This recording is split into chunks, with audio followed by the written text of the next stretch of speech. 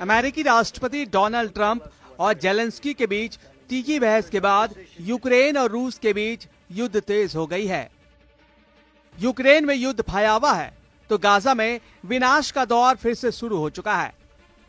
Israel ने सुबह से गाजा में फिर से बमबारी शुरू कर दी। इजराइल के ये हमले तब शुरू हुए जब हमास ने अमेरिका के प्रस्ताव को मानने से साफ इनकार कर दिया। इसके बाद इजराइल ने न सिर्फ सीज फायर तोड़ने का ऐलान कर दिया बल्कि गाजा में ऑलराउंडर अटैक शुरू कर दिया।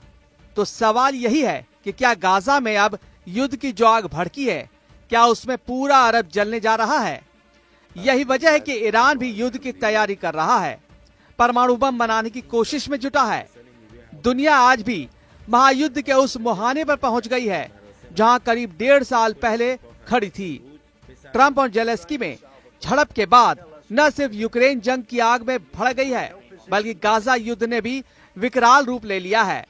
जिस वक्त यूक्रेन और यूरोप में एटमी विनाश का खतरा मंडरा रहा है, उसी वक्त अरब में भी महायुद्ध की आशंका बढ़ गई है। गाजा में इजराइल की बमबारी शुरू। दोनों मोर्चे पर विनाश का नया दौर ट्रंप की वजह से शुरू हुआ।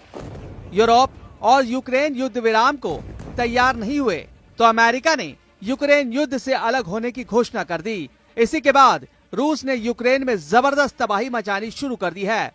अमेरिका ने यूक्रेन की जो सप्लाई रोकी है उसे इजराइल को देना शुरू कर दिया है। इजराइल को अमेरिका से हथियारों की नई खेप मिली तो इजराइल ने गाजा में फिर से नरसंहार शुरू कर दिया। नेतन्याहू ने अमेरिकी राष्ट्रपति डोनाल्ड ट्रंप से बात की। अमेरिका से हरी झंडी मिलते ही नेतन्याहू ने सीज फायर तोड़ने का ऐलान कर दिया। इसी के साथ गाजा में इजराइल की बमबारी शुरू हो गई। गाजा में सीज फायर उस वक्त टूटा जब इजरायली एयरफोर्स ने ताबड़तोड़ बमबारी शुरू कर दी। मध्य गाजा में इजराइल ने एक इमारत को टारगेट किया। हमले में इमारत जमींदोज हो गई। उत्तरी गाजा के बेत हनून में इजराइल ने ड्रोन हमला किया। हमले में कई लोग मारे गए। खान यूनिस में इजरायली बमबारी से कई इमारत ध्वस्त हो गई। 7 लोगों की मौत हो गई। हमास के ठिकानों को मलबे में बदला जा रहा है।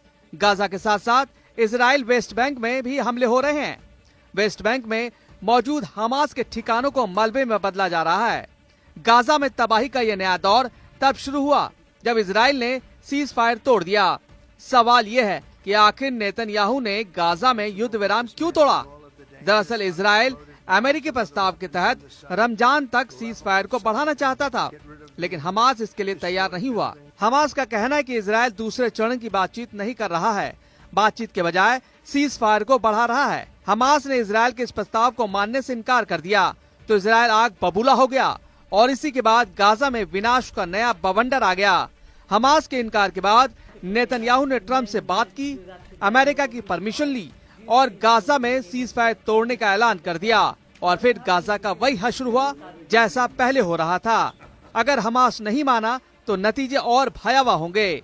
इजरायली सेना सिर्फ हमले ही नहीं कर रही बल्कि गाजा में मिलने वाली सभी तरह की मदद को भी रोक दिया है। इजराइल ने उन सभी क्रॉसिंग को बंद कर दिया है जिसके जरिए गाजा में राहत सामग्री जाती है।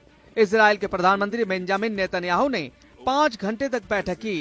इस बैठक के बाद गाजा की मदद रोकने और हमले का आदेश जारी हुआ। नेतन्याहू ने चेतावनी जारी करते हुए कहा कि अगर हमास नहीं मानता है तो इसका नतीजा बहुत ही भयावह होगा। गाजा में जंग की शुरुआत हुई तो अमेरिका ने बारूद की सप्लाई कर दी। अमेरिका के बम और बारूद तेल अवीव पहुंचना शुरू हो गया है। अमेरिका ने इजराइल को 45,000 बंकर बस्टर बम दे दिए। इतना ही नहीं, अमेरिका 35,000 करोड़ रुपए के हथियार देगा। अमेरिका की ये सप्लाई और इजराइल का आक्रामक रुख ये बता रहा है कि अब हमास का पूरी तरह से खात्मा करने की तैयारी है। अगर हमास को बचाने ईरान आया तो ट्रंप और नेतन्याहू ईरान पर भी धावा बोल सकते हैं। फिर दुनिया पर वर्ल्ड वॉर 3 का खतरा मंडराने लगेगा।